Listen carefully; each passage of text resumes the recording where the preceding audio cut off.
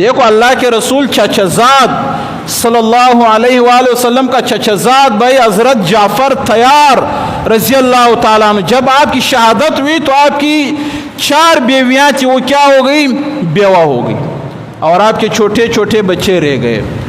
وہ 4 بیویاں رو رہی ہے آپ کی، تو اللہ کے رسول نے فرمایا پہلی دفعہ تو ان کو کہاں کہ جاؤ ان کو سمجھا دو کہ اپنی آوازوں کو کیا کر دے؟ پست کر دے، کیونکہ اسلام میں غم پر زار و قطار چیخے مار کر رونا یہ ناجائز ہے، اسلام نے اجازت نہیں دی ہے۔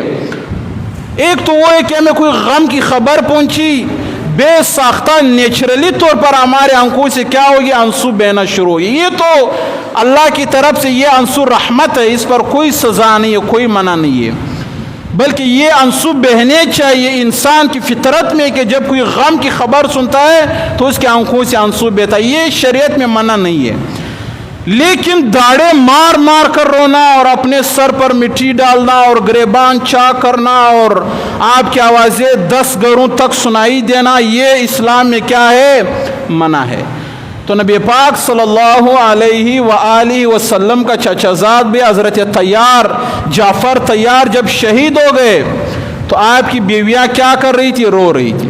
تو اللہ کے رسول نے پہلی دفعہ تو منع کیا کہ جاؤ بھائی ان کو منع کرو کہ اپنی آوازوں کو پست کر دو۔ جب دوبارہ پھر انہوں نے اس بات پر عمل نہیں کیا، ان کے رونے کی آوازیں اسی طرح آ رہی تھی، تو اللہ کے رسول نے کیا فرمایا؟ کہا جاؤ ان کے منہ پر خاک مارو۔ کیا کرو؟ جاؤ یار ان کے منہ پر کیا کرو؟ خاک مارو۔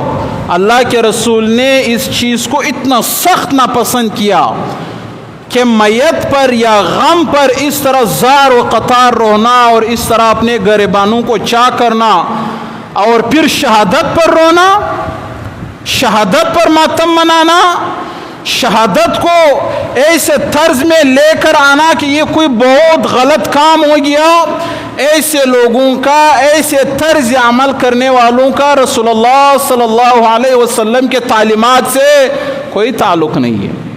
رسول اللہ صلی اللہ علیہ وسلم کی نواسی آپ کے گود میں تھی جب اس کا انتقال ہوا، تو اللہ کے رسول نے اس کو دیکھا، اس کا انتقال ہوا تو آپ کے آنکھوں سے آنسو بہنا شروع ہو گئے۔ تو صحابہ نے کہا محبوب آپ تو ہمیں کہتے ہیں کہ صبر کرنا چاہیے اور آپ خود رو رہے ہو۔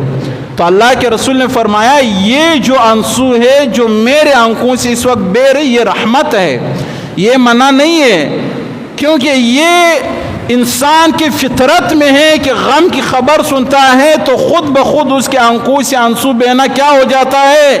شروع ہو جاتا ہے۔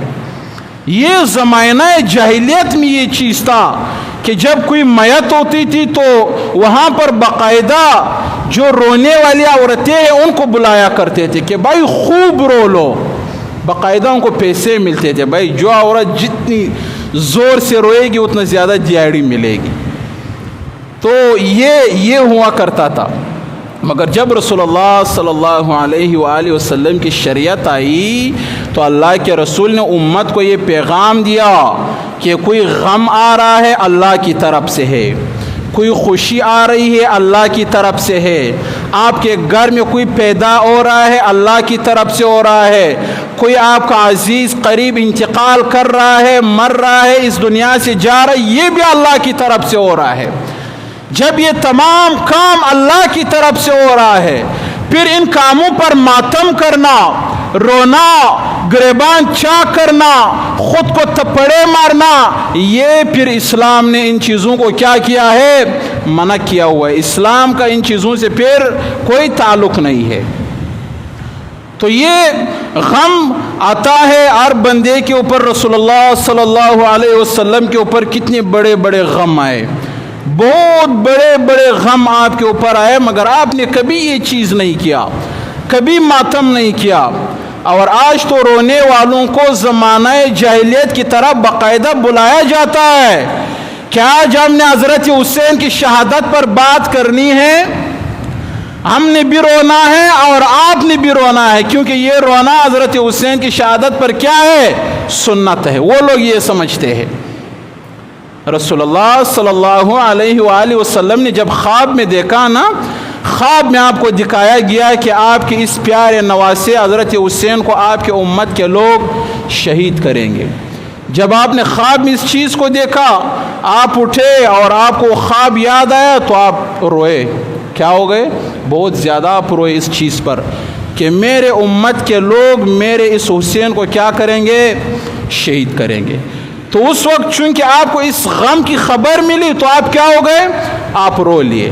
مگر آگے جو سال آ گیا وہی دن پھر آپ نہیں روئے، پھر پوری زندگی آپ نہیں روئے۔ اس وقت آپ کو غم کی خبر ملی۔ وہ انسان کی فطرت میں انسان روتا ہے تو اللہ کے رسول اس وقت کیا ہو گئے؟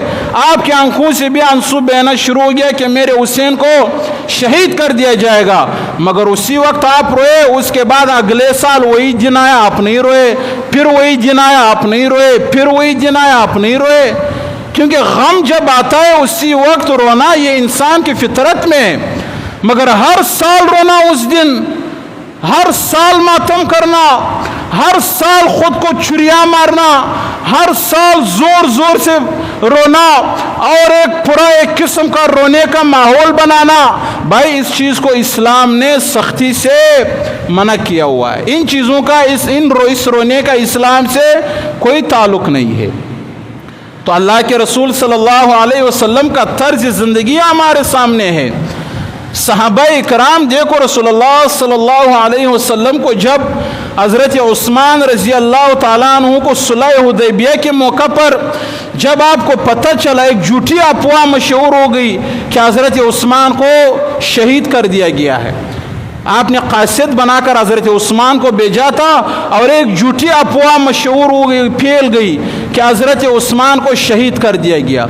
رسول اللہ صلی اللہ علیہ وسلم نے جب یہ بات سنی آپ بہت زیادہ غمگین ہو گئے اور آپ نے 1400 صحابہ سے موت کا بیعت لیا کہ ہم حضرت عثمان کی بدلے کو لیتے ہوئے ہم خود کو اپنی جانوں کے نذرانوں کو کیا کریں گے؟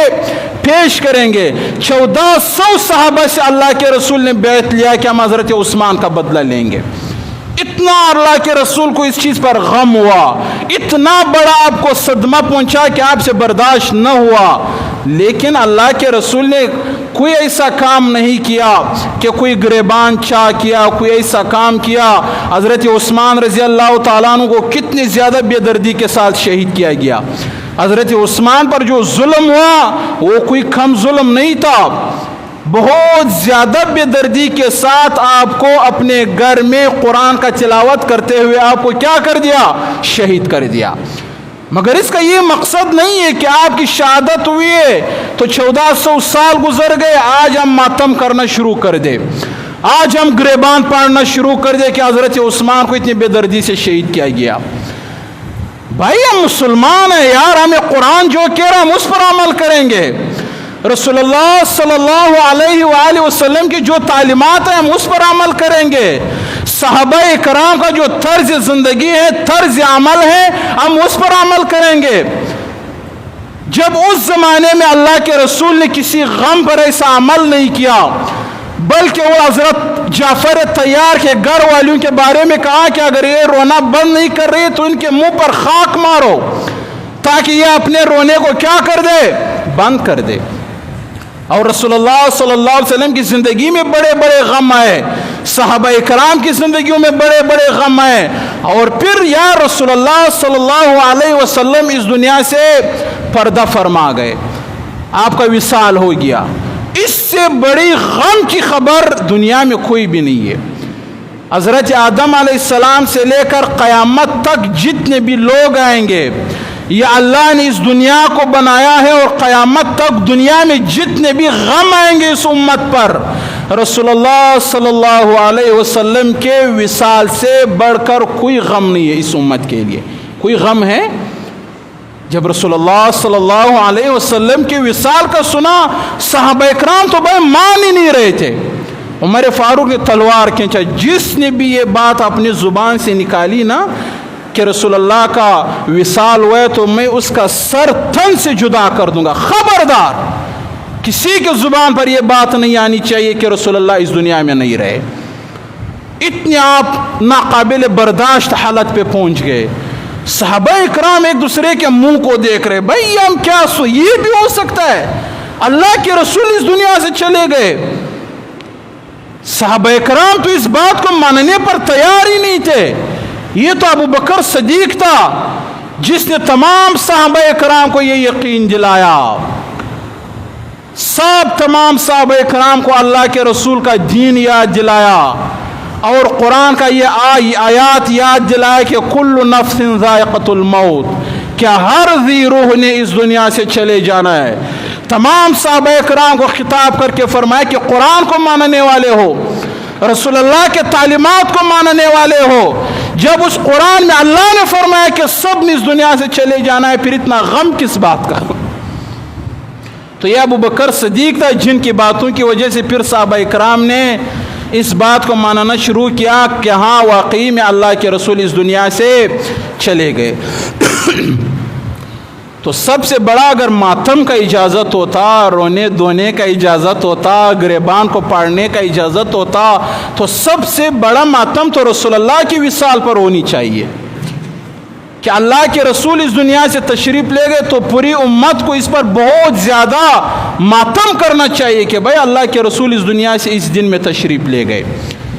جب رسول اللہ کی وصال پر ماتم نہیں ہو رہا ہے، عمر فاروق کی وصال پر ماتم نہیں ہو رہا ہے، ابو بکر صدیق کے وصال پر ماتم نہیں ہو رہا ہے، حضرت علی رضی اللہ تعالیٰ عنہ کی شہادت پر ماتم نہیں ہو رہا ہے، حضرت عثمان غنی رضی اللہ تعالیٰ عنہ کی شہادت پر ماتم نہیں ہو رہا ہے، اس طرح اسلام میں بڑے بڑے واقعات ہوئے، جب ان پر ماتم نہیں ہو رہا ہے تو حضرت حسین رضی اللہ تعالیٰ عنہ جس نے اتنے بڑے ظلم کو برداشت کیا اور اللہ نے آپ کو شہادت جیسا مقام اور مرتبہ عطا فرمایا، جس کی تمنا اللہ کے رسول اپنے زندگی میں کیا کرتے تھے کہ اے اللہ مجھے شہادت کی موت عطا فرما، جب وہی موت اللہ نے حضرت حسین کے مقدر میں لکھی اور آپ کربلا کے میدان میں حق کی بات کرتے ہوئے شہید ہو گئے، آپ کو شہید کر دیا گیا، اور پھر اس کی اس عظیم شہادت پر، اس مبارک شہادت پر ماتم کرنا، گریبان پاڑنا، بھائی ان چیزوں سے ہمارا کوئی تعلق نہیں ہے۔ دیکھو جو لوگ یہ چیزیں کرتے ہیں ان سے ہمارا کیا ہے؟ کوئی تعلق نہیں۔ بھائی